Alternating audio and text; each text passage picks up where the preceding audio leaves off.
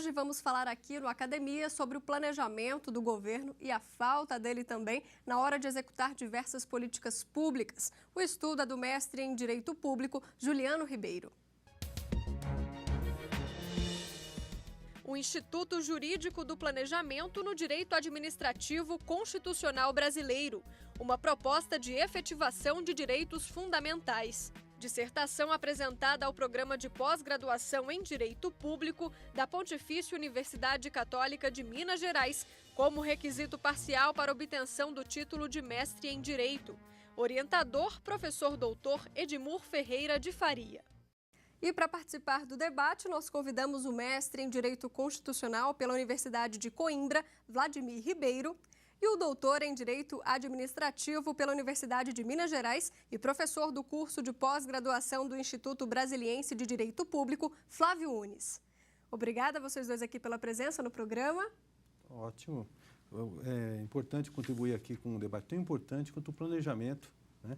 Quando a gente vive dias aí que a gente vê crise hídrica em São Paulo, todo mundo critica a falta de planejamento na crise hídrica e debater o próprio Instituto de Planejamento tem um aspecto fundamental. Obrigada, professor. Eu que agradeço a oportunidade.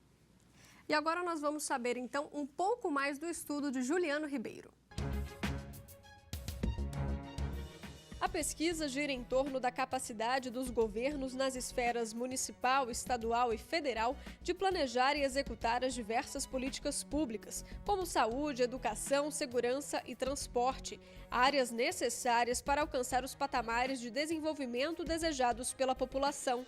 Diante deste cenário, o autor se propôs a explicar ao cidadão que o planejamento é mais que um ato de vontade do governante, é um direito com aplicações concretas e cotidianas para cada brasileiro. A partir da compreensão de que cerca de 16% do texto constitucional trata da questão do planejamento, o autor tece explicações sobre a aplicação do direito ao planejamento nas diversas políticas públicas, bem como nas relações privadas. Professor Juliano, muito obrigada aqui pela sua presença na academia. Eu que agradeço. Que tema muito interessante e até pouco debatido, eu diria, né? No meio acadêmico. Certamente. Nós ficamos muitos anos sem debater o planejamento como instituto jurídico e a experiência estrangeira tem muito a nos ensinar para retomar essa discussão e contribuir para a efetivação dos direitos fundamentais no país. Da onde que surgiu a ideia de fazer uma dissertação sobre o direito ao planejamento? Partiu justamente das notícias da televisão, do meu dia a dia como cidadão brasileiro, né? Todos os dias a gente vê na televisão a falta de planejamento, a incapacidade de efetivação do planejamento na execução. Então, eu não conseguia entender muito bem como o cidadão, com tantos instrumentos na Constituição, na legislação, não poderia usufruir desse direito previsto na lei de modo a garantir a efetivação da saúde, educação, transporte, infraestrutura, tudo que a Constituição garante e que não está sendo efetivado hoje. E, no final das contas, a gente tem um aliado muito importante que pode ser o judiciário na efetivação desses direitos pela tamanha extensão da previsão do direito ao planejamento no ordenamento jurídico brasileiro. E qual a metodologia usada nessa pesquisa? Então, basicamente, a partir da compreensão da necessidade de entender o planejamento como um direito, né, um direito ao planejamento, eu procurei estudar a doutrina estrangeira, basicamente da Alemanha e da Espanha, que tem bastante texto a respeito, onde eu consegui perceber que existe, sim, uma experiência muito grande, desde a década de 50, principalmente na Alemanha, em torno da construção do planejamento. Na Alemanha, por exemplo, eles demoraram. Um dos autores que eu vou citar na próxima parte do programa, ele menciona que foram praticamente 15 anos de construção jurisprudencial entre a década de 50 e 70 para compreender a necessidade e a aplicação do planejamento como instituto jurídico. E aí, a partir daí, isso começou com a discussão dentro do planejamento municipal e extrapolou para o planejamento setorial de infraestrutura, ferrovia, saneamento, todos os ramos da parte especial do direito administrativo que eles mencionam. Isso, a partir daí dessa leitura, então, da doutrina estrangeira, eu voltei para compreender o que estava de errado no direito administrativo brasileiro Então, teci críticas a partir daí, e com apoio nessa jurisprudência, que já desenvolve um pouco o raciocínio do planejamento e na aplicação dos direitos fundamentais, para concluir no final sobre a exigibilidade jurídica do planejamento. Você separou para a gente também, destacou aí 3 obras que foram fundamentais para embasar esse estudo. Vamos conferir quais são. Direito Administrativo Básico, de Harmou Maurer, editora Marcial Pons. Los últimos 50 anos de Direito Administrativo Alemão, de Rainer Woll, editora Marcial Pons. La Revisión Judicial de las Políticas Sociales, de Vítor Abramovich e Laura Pautassi, editora Del Puerto. Agora, chama a atenção que todas essas obras destacadas são estrangeiras, né? Teve uma dificuldade também de encontrar a bibliografia nacional? Sim. Existe essa dificuldade no Brasil de compreender o planejamento como instituto jurídico. E só na experiência internacional que eu tive uma ampla gama de informações para dizer, sem nenhuma sombra de dúvida, que o planejamento é um instituto jurídico e deve ser compreendido como um direito e deve ser respeitado como tal pelos tribunais. O professor Rainer Woll, no livro Os Últimos 50 Anos de Direito Administrativo Alemão, ele fala claramente a importância do planejamento, da compreensão da juridicidade do planejamento na formatação do Estado alemão e a importância que a compreensão do direito ao planejamento teve na década de 60 para o desenvolvimento do direito administrativo alemão. Já o professor Maurer, ele explica como que a linha do pensamento do direito administrativo evoluiu a partir de então até chegar ao que o direito administrativo alemão hoje é, a partir da metodologia jurídica alemã. E, por fim, o professor Abramovich, um livro fundamental para compreender a questão do ativismo judicial, ele faz um estudo de casos em vários países do mundo para demonstrar a importância da judicialização das políticas públicas, como o judiciário pode ajudar ao desenvolvimento do país por meio da compreensão e o controle das políticas públicas.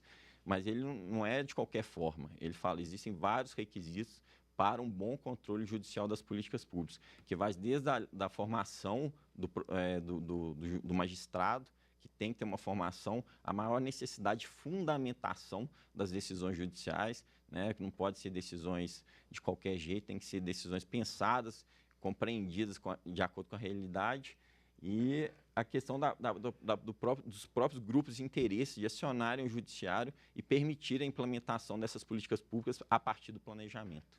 Agora, pelo pouco que eu li do estudo, o Brasil ainda está longe, desse patamar ideal de planejamento? Tá, só a título de ilustração, a Alemanha desenvolveu isso na década de 50, 60. Compreendeu o planejamento como instituto jurídico desde aquele tempo. E isso transformou o direito administrativo alemão, que veio, como os professores alemães citam nos seus trabalhos, ajudou no desenvolvimento do país a partir da Constituição, da Lei Fundamental de 1949, que deu uma nova perspectiva na implementação dos direitos fundamentais na Alemanha. Professor, agora então a gente abre espaço para a sua explicação. Fica à vontade. Bem, o meu objetivo principal era demonstrar que o planejamento é sim um instituto jurídico, é sim um direito e cada cidadão brasileiro pode utilizar esse direito na justiça. Toda a Constituição, cerca de 16% do texto constitucional menciona o planejamento, plano, projeto, programa. A legislação federal toda pertinente à política pública trata de planejamento. E, a partir da compreensão dessa realidade, não há como falar em direito fundamental sem compreender o direito fundamental ao planejamento. O direito fundamental ao planejamento é a base para qualquer política pública. Quando você fala em direito à saúde, você tem que pensar o planejamento da saúde. Por isso você está falando do direito ao planejamento da saúde.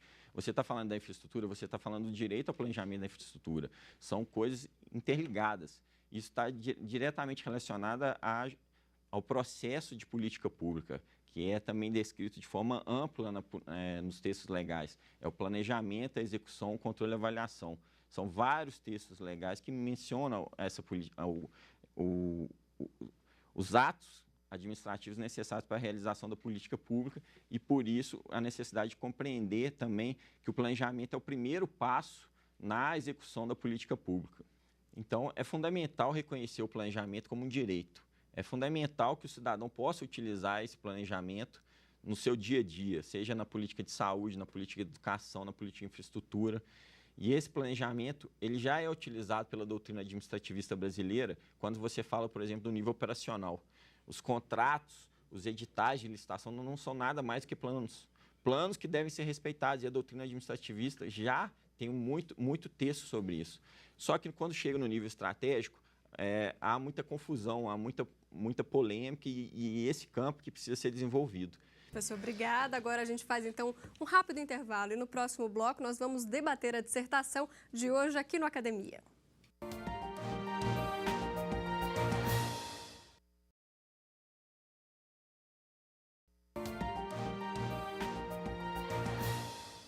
O Academia está de volta e hoje estamos apresentando a dissertação de Juliano Ribeiro. O estudo fala do planejamento na hora de executar diversas políticas públicas. Confira agora a indicação de várias pesquisas que também podem contribuir para você que estuda o tema. Uma proposta de harmonização dos conflitos entre os poderes por meio da compreensão do Instituto Jurídico do Planejamento, do ativismo judicial, do ato e processo administrativo, de Juliano Ribeiro Santos Veloso. A atividade de planejamento na administração pública, o papel e o conteúdo das normas previstas no anteprojeto da nova Lei de Organização Administrativa, de Tiago Marrara. Direito Administrativo Alemão, de Otto Maier. Professor, essa dissertação, então, resultou em um livro, né? Exatamente. Eu concluí minha dissertação de mestrado, agreguei mais algumas informações e surgiu o livro Direito ao Planejamento e, graças a Deus, estou tendo bons feedbacks a respeito dele. Você disse também que acrescentou algumas informações, né? Depois de toda essa pesquisa da dissertação, ainda teve mais novidades para ser acrescentada no livro? Sim. O Direito ao Planejamento é incipiente no Brasil, né? Eu poderia duplicar esse livro facilmente se eu tivesse tempo até a data da defesa. Certamente, muitos anos ainda virão de dissertações e novos textos para agregar valor a essa obra. E para debater esse assunto, a gente começa então com a pergunta do Vladimir. Por favor, Vladimir. Muito bem, Mariana. Parabéns à TV Justiça pelo programa, que sempre dá um espaço para teses e dissertações que ficam lá na universidade e que podem ter grande utilidade no dia a dia. E parabéns aí para o doutor Juliano, né, por esse texto que eu li com muita atenção, muito importante o tema sobre planejamento. E eu tenho uma vivência muito grande na administração pública, né? Então, lido muito com gestores públicos. E nessa minha vivência, eu aprendi que os gestores não gostam de planejamento. O político não gosta de planejamento. Por quê?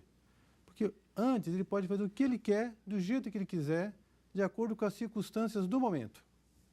O interesse político daquele momento acaba determinando a decisão dele. Quando existe um planejamento, ele tem que contrastar aquela decisão com uma racionalidade global e, às vezes, de longo prazo. Com isso, quais seriam as estratégias de a gente fazer com que esse direito seja efetivado? Como é que os órgãos de controle, como é que o judiciário, como que o Ministério Público, né? Ou como que o cidadão organizado, a gente pode atuar no sentido de que o Brasil passe a ter uma cultura do planejamento e uma administração pública menos contaminada pelas questões de curto prazo, que tem uma visão de desenvolvimento de longo prazo. Bem, eu acredito que a nossa história já demonstrou, né, o fracasso da compreensão do planejamento a partir da visão do gestor e do legislativo. E a história da Alemanha vem contribuir justamente no sentido de que a judicialização pode ser um passo muito relevante na implementação das políticas públicas e o respeito dessa lógica da política pública na execução do planejamento. E eu acredito que o cidadão ele pode utilizar esse planejamento desde a instância original, a primeira instância, até o Supremo Tribunal Federal, de forma a fazer valer seus direitos. Eu acho que vai ser um amadurecimento, a experiência jurídica brasileira vai ter que se desenvolver pelas suas próprias características, mas o judiciário vai ter que realmente procurar compreender e sistematizar dentro da jurisprudência brasileira de forma a efetivar esses direitos e garantir que a racionalidade nas políticas públicas. É possível que a gente possa usar esse instrumento como forma de garantir esse planejamento e responsabilizar quem precisa ser responsabilizado? Então, o direito ao planejamento é o direito à elaboração do plano, bem como sua execução. Então, no caso de ausência de planejamento, é possível, no meu modo de entender, a demanda jurídica para exigir a elaboração de um plano. Inclusive, o projeto de lei que trata o controle judicial das políticas públicas prevê expressamente essa possibilidade de se dar um prazo para a administração pública para permitir a elaboração de um plano. Eu imagino que a forma correta de fazer a despesa pública é de forma planejada. Eventualmente, casos emergenciais, casos fortuitos, força maior, necessariamente vão ser feitos de forma não tão adequada por meio do planejamento. Mas o que é importante é dizer para onde se quer ir, como ir e quando ir. Essas são as questões que o direito ao planejamento gera na cabeça do gestor. Então, se há alguma possibilidade de não haver gasto planejado, um bom planejamento já tem essa previsão de alguma forma. E é isso que a experiência jurídica tem que desenvolver de forma a exigir essa postura da administração. Flávio, por gentileza, a sua pergunta. Como que você veria as espécies, os instrumentos de controle prévio? E como que você avalia o controle a posteriori? Que aí, especialmente, eu me reporto aqui a alguns casos concretos em que você ilustrou no seu trabalho, de o judiciário vir e intervir e fazer uma certa alusão, ainda que não como foco, ao termo, a denominação planejamento, um fundamento de que, pelo fato de comprometer o planejamento, se suspende determinada decisão, etc. e tal. O importante é a premissa de que o direito administrativo, por exemplo, alemão, já reconheceu que o direito não é um fim em si mesmo. Ele, a partir dessa compreensão da Constituição de 1949, a doutrina administrativista percebeu a necessidade de se desenvolver o direito administrativo a partir da realidade. Então, hoje, meu modo de entender, é lugar comum no direito administrativo alemão entender que o direito ao planejamento não retira o caráter gerencial do planejamento. Pelo contrário, é uma moeda com dois lados. Nós estamos vendo só uma percepção. A percepção jurídica do planejamento complementa a gerencial, como complementa a percepção política. A partir disso, eu entendo que o controle a priori ou o controle a posteriori tem que ter esse foco, né, nessa realidade. Entender que o direito ele não termina no texto legal, mas o texto legal deve ser uma representação também dos fatos sociais, dos fatos econômicos, dos fatos políticos e utilizar essas informações para juridicizar e aplicar o direito ao planejamento de forma correta. E aí eu cito vários casos concretos na minha dissertação e no meu livro, para demonstrar que, de certa forma, como o planejamento é uma coisa inerente ao ser humano, quando você vai para a rua, você sabe, eu vou por aqui, eu vou por ali, todo mundo faz esse raciocínio. Então, não deixa de ser um raciocínio inerente ao próprio raciocínio humano.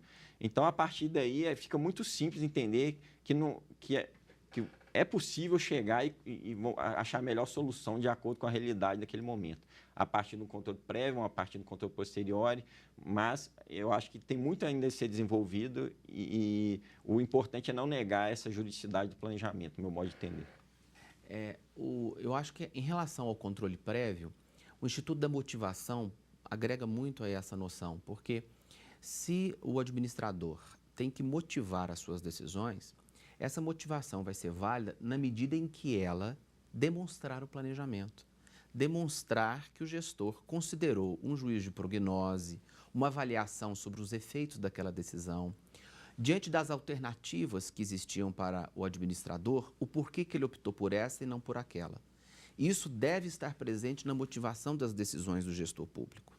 E uma vez editado um ato, uma decisão, sem que haja essa motivação, é possível aí se valer do controle via judicial, via Tribunal de Contas, o controle por meio dos tribunais de contas, o controle judicial por meio de ação popular, por exemplo, de um mandado de segurança, se houver um direito líquido e certo violado de imediato com aquela decisão. Esse é um exemplo clássico, questionando a motivação válida a partir dessa noção de que o planejamento impõe a consideração dos efeitos daquele ato. E isso tem que ser explicitado. Não explicitado, tem invalidade. No controle a posteriori, que é um pouco mais complexo, porque também nós não podemos imaginar que toda vez que, por exemplo, se anula uma licitação, que se anula um ato, ou se reconhece a sua nulidade, vai ter uma interrupção de alguma coisa, de algum serviço, de alguma obra. Eu não posso também imaginar que a pura e simples interrupção já retire a possibilidade de paralisar aquela obra pelo vício de legalidade. Então, muitas vezes, e aí eu acho que a questão da má-fé, da corrupção, de um incremento dessa natureza, pode ser determinante, ainda que em prejuízo do planejamento, ainda que em prejuízo, se obstar o curso de determinada obra ou serviço. Então, essas particularidades, evidentemente, só o caso concreto vai poder nos revelar. Eu concordo com em gênero, número, grau. A motivação, para mim, é requisito do ato administrativo e o ato sem a motivação é uma ilegalidade. Eu acho que não tenho muito o que discutir em relação a isso. A motivação do ato administrativo, ela tem que partir do planejamento, sem dúvida nenhuma. É o que deve ser feito. E eu fico muito feliz desse reconhecimento do professor Flávio Unes, no sentido de que, a partir daí, a motivação, a partir desse momento, todo ato administrativo tem que estar baseado nesse planejamento, né? E no caso do controle posteriori, eu cito o caso, a decisão do ministro Lewandowski, que ele não suspendeu uma obra de usina hidrelétrica com base no planejamento da administração. Está planejado, não faz sentido eu interromper essa obra em função de um mero pedido do Ministério Público, uma ação civil pública. Tem que ter exatamente qual que é a nulidade no planejamento, o que faltou no planejamento para se justificar uma medida judicial nesse sentido. E a partir daí, nós temos o aperfeiçoamento do direito administrativo. Perfeito. A gente tem tempo ainda mais para uma perguntinha? O doutor Juliano mostrou que o planejamento é escolher alternativas. Você pode fazer de um jeito, de outra maneira. Tem que escolher a que se considera melhor para o administrador e que tem uma certa racionalidade. Como ele falou, quando a gente sai de casa, ao escolher o caminho, está fazendo uma escolha e o planejamento é fazer escolhas. Só que a administração pública hoje ela não faz escolha sozinha. Às vezes tem que envolver a população nas escolhas, faz as consultas públicas, as audiências públicas e muitas vezes a sociedade aporta informações e alternativas. E o que acontece? Às vezes se ignora o que a sociedade fala. Não, essa alternativa eu não concordo e o administrador público adota uma outra opção, muitas vezes sem justificar. Esses aspectos, né, que aparecem, acho que muito suavemente na dissertação, como mesmo o Dr. Júnior falou, olha, preciso explorar aqui e ali, gostaria que explorasse um pouquinho mais, porque eu sinto ali que ali tem um início desse debate e acho que aqui podia ser uma oportunidade para haver um complemento. Sem dúvida nenhuma. O direito ao planejamento é um direito que garante a participação da sociedade na efetivação das políticas públicas. Mas eu acho que mais que garantir é gerar o comprometimento da sociedade na efetivação das políticas públicas. Existem vários textos que mencionam a importância do planejamento no comprometimento do cidadão. O cidadão que vai à audiência pública, o cidadão que vai no legislativo, que reclama, ele se sente motivado na medida que ele reconhece que aquele direito garante a participação dele na concretização da política pública. Então, ele vai cobrar do gestor, vai cobrar do político a efetivação daquela política pública se ele compreender como que foi feito o planejamento. E certamente é um dos aspectos que eu abordo e é fundamental no Estado Democrático de Direito. Não tem como reconhecer a efetividade do direito de planejamento sem permitir essa participação e esse controle social também. E o direito ao planejamento é um instrumento fortíssimo para garantir isso.